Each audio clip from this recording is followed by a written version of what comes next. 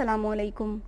Child aggression आजकल एक बहुत बड़ा मसला बन गया है जिस पर बात करने की बेहद ज़रूरत है। आजकल हर तीसरा बच्चा एग्रेसिवनेस का शिकार नज़र आता है, लिहाजा ज़रूरी है कि इसके सॉल्यूशन पर बात की जाए। लेकिन इसके सॉल्यूशन पर बात करने से पहले चाइल्ड साइकोलॉजी को समझना बेहद ज़रूरी है। चाइल्ड साइकोलॉजी यानी बच्चों की नफ्सियात के 4 स्टेप्स होते हैं।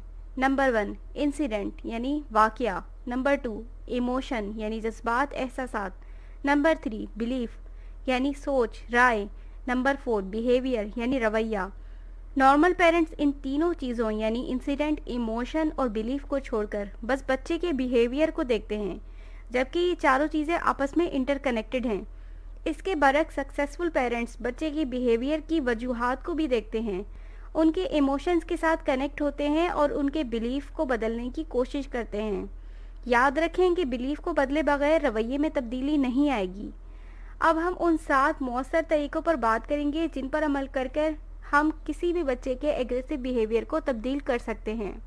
Number 1 don't give your child physical punishment.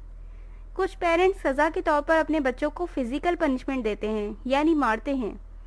एक बच्चा जिसे जिस्मानी तौर पर सज़ा दी जाती है वो यकीन करना शुरू कर देता है कि लोगों को संभालने का यही सही तरीका होता है जब आप उनके सलूक को पसंद नहीं करते।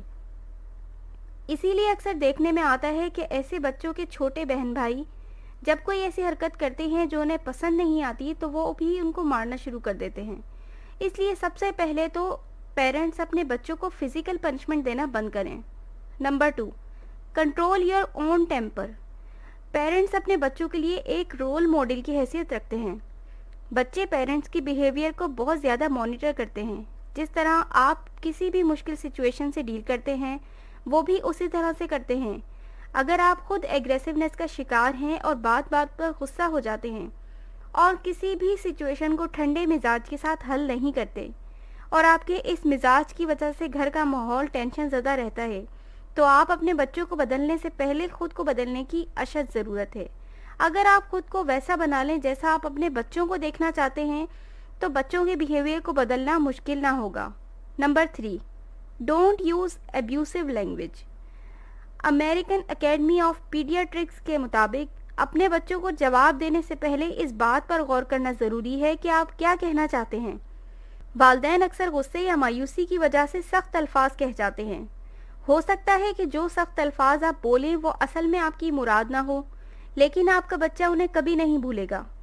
सेंटेंसेस जैसे तुम बहुत बेवकूफ़ हो या नाकारा हो, मुझे परेशान मत करो, तुम कोई काम ढंग से नहीं कर सकते वगैरह आपके बच्चे को ये एहसास दिलाते हैं कि वो कितना बेकार और नापसंदीदा है और इस तरह इसकी इज्जत नफ्स को सख्त नुकसान पहुंचता है।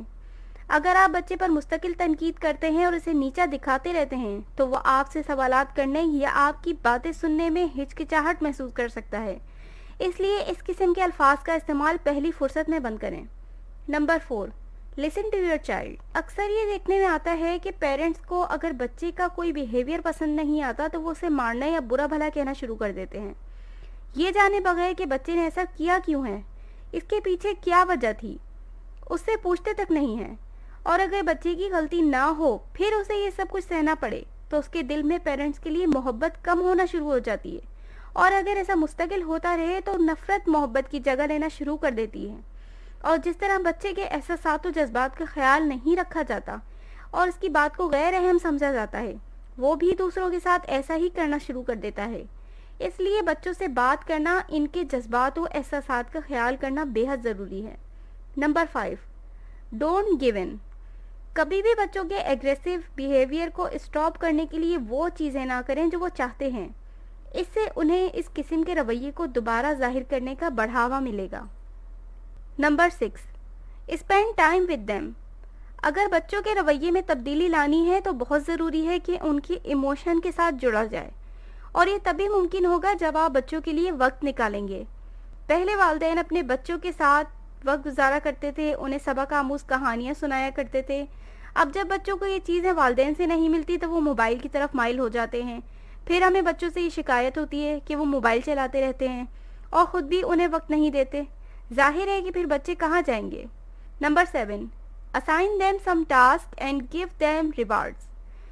बिहेवियर मॉडिफिकेशन की एक टेक्निक ये भी होती है कि जो काम आप बच्चों से करवाना चाहते हैं या जो बिहेवियर आप बच्चों का देखना चाहते हैं उस पर रिवार्ड रखें, यानी तोहफा रखें, कोई इनाम रखें। इससे भी काफ़ी हद तक रिक्वायर्ड बिहेवियर हासिल होगा।